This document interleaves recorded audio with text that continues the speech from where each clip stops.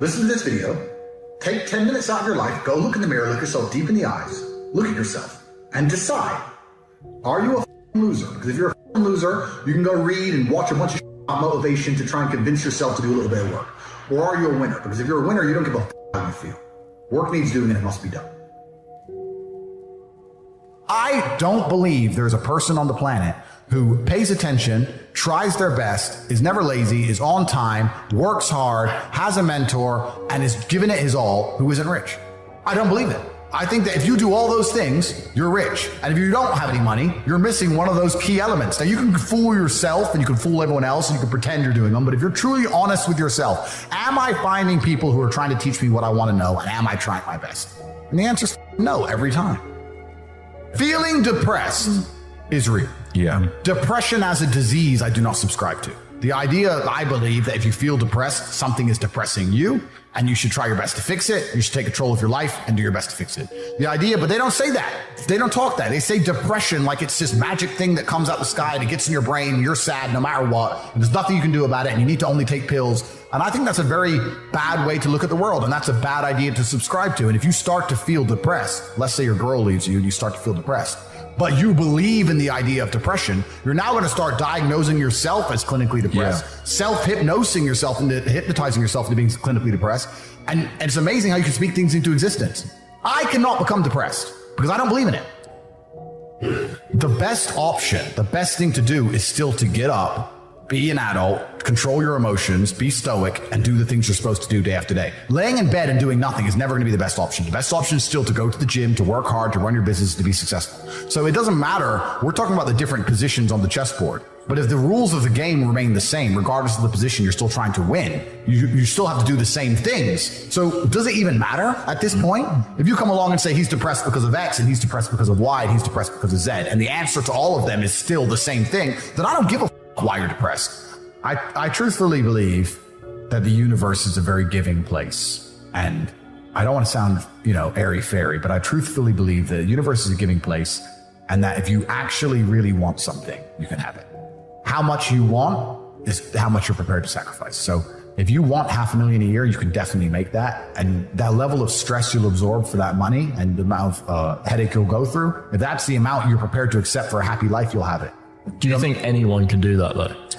I think that you have to pre-decide, right? So even my level of wealth comes with enormous stress. Governments are after me. Like most people are not mentally prepared for the bullshit I go through. So the number one factor that's going to decide how successful you are as a person is your ability to absorb stress, your stress level. The better you are at dealing with stress, the more problems you can fix, the more money you're going to make. So you have to decide where on that scale, because you could just be homeless and have no stress. You could be a brokey and be on the dole and just, I'm broke, but nothing really troubles me. So you have to decide on that level where you want, how much stress you can possibly absorb as a man. And then if you truly want that level, you're going to get it. I believe any man can make anything they want depending. Any one of you here, I have no idea how much money you're making, but if you were to say, you know what, I'm throwing away my relationship, I'm throwing away my social life, and I'm going ham, I'm going nuts, and I don't care what they do to me, I'm gonna go and I'm gonna make it. You'd make a bunch of money, but there's a bunch of garbage that comes with it. So you have to decide, right? I sit here as a billionaire, and I sit and say, I will teach you how to make money online, anybody, 18 modern wealth creation methods, it's $49 a month, and I will teach you. And people will sit there in their brutal arrogance, and as a brokey with no money, and go, yeah, but can he really teach me? I have everything you've ever dreamed of. I have all the money. You have nothing. And you're so arrogant that you believe you know more than me, or that you can do it without me, or that I don't know how to teach you. The arrogance of people is truly mind-bending. If you know so much, why are you broke? You obviously don't know. If I want to learn how to box, I wouldn't walk into a boxing gym, find a guy who can box and go, yeah, not bad, but can he really punch? Like, this is how people think when it comes to money. You guys are all successful enough. You can sit there and say, look, I do X, Y, Z. I have X, Y, Z. You don't have it. So do you want to learn how to play piano from the piano teacher, or do you want to sit there as an arrogant brokey? Most people are brutally arrogant. And you can sit there and you can try and help them, and they're just so arrogant. They think, I can do it myself, or I'll work it out myself. I don't need help. And it's arrogance, and it keeps them at the bottom. Everything great that's happened to me in my life, someone taught me. I had a kickboxing coach. My dad was my chess coach. You get taught things. To sit there and think you're too good to learn, well, this is the problem. Most people are broke. Most people are broke because they're arrogant, bro. It's the truth. It's nothing to do with how stupid they are. They're just arrogant people.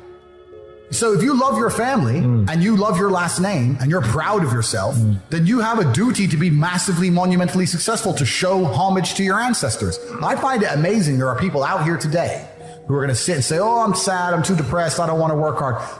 Do you understand that only 200 years ago, there were peasants out working a field, starving, surviving the Black Death, surviving the plague, struggling to exist just to reproduce, so that 200 years later, you can be the end of their bloodline for you to sit on your ass and do nothing. You're like, well, you're up. You're up your entire bloodline of your entire ancestry. You owe these people things. They went through hell for you to exist. You have a debt. You have a duty to pay. You have to be the best possible version of yourself. And the same to God. God loves people who try. God loves people who work hard. It's amazing if you try your very best all the time, what God will give you. He'll give it to you, anything you want, if you actually try. Not convincing yourself you try, actually try. They're different things. But yeah, I was instilled with this because from a young age, my dad said, you're a Tate. And Tates are the greatest people on the face of the planet. And there's gonna be a day I'm not here anymore, and they're gonna talk about me because of how fantastic you are. So go do your fucking job. I said, yes, sir. And here I am.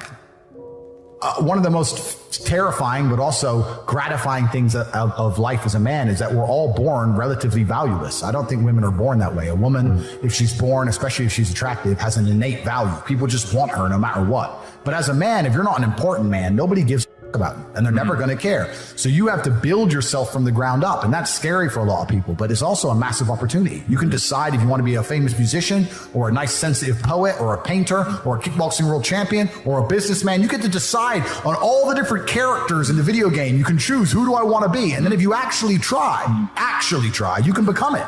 Isn't that amazing? You can wake up and go, you know what? I want to be this kind of guy. I knew who I wanted to be. I wanted to be the dude pulling up in the Lambo, 3 a.m, gets out. Everyone's like, who is this big, strong, rich dude? I wanted to be that man, so I became it. And if you don't want that, if you want to go be a musician and play guitar and get a bunch of chicks and chill in Bali and smoke weed, whatever, go, you can choose your character and build it.